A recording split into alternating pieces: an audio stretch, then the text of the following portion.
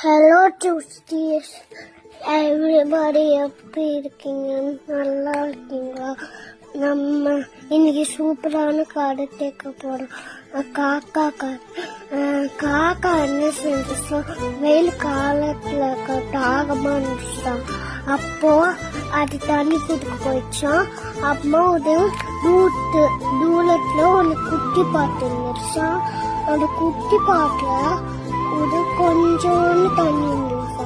அம்மா ஐடியா பண்ணி அம்மா கல்லாத்துட்டு போயிட்டு அம்மா கொஞ்சம் பண்ணி வந்துருச்சா.